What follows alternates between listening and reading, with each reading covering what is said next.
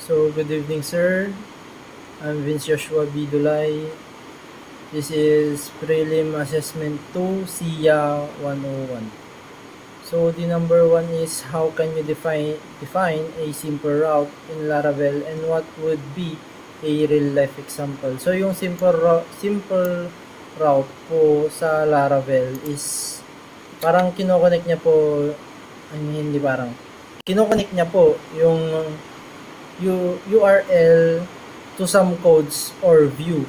And ang real life example naman po is parang dito sa Facebook.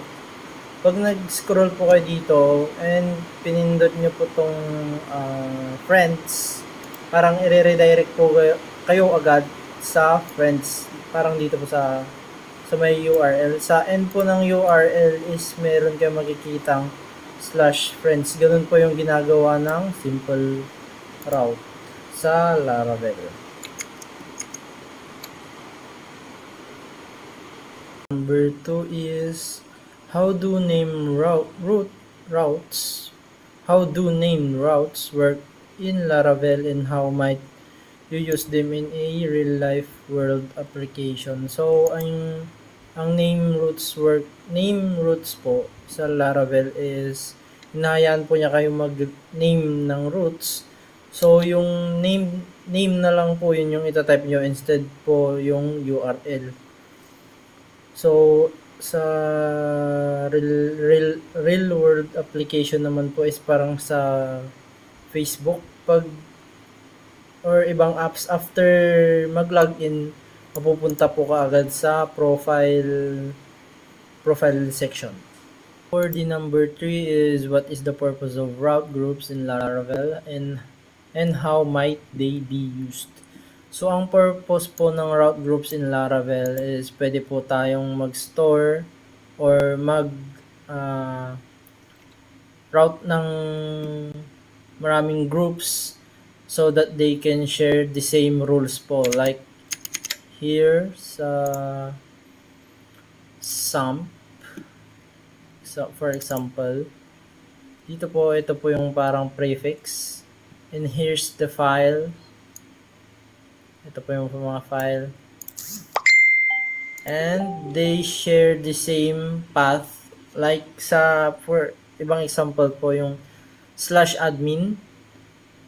Tas pag click po natin yung PHP for example, parang magiging SAMP/PHP, parang ganun po din. Ito SAMP/image, parang ganun po.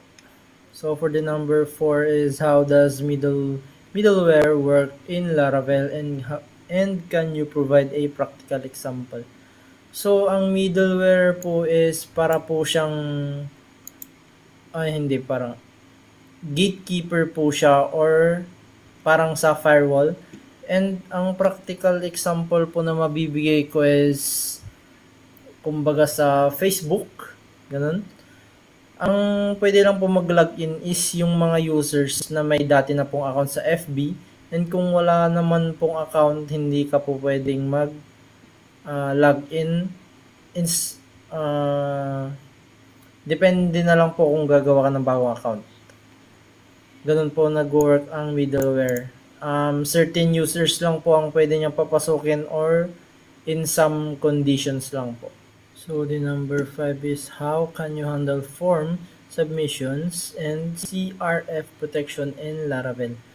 So ang CRF protection po in Laravel is automatic po siya. Basta mag-add lang po ng @CSRF sa file, sa mga blade files. And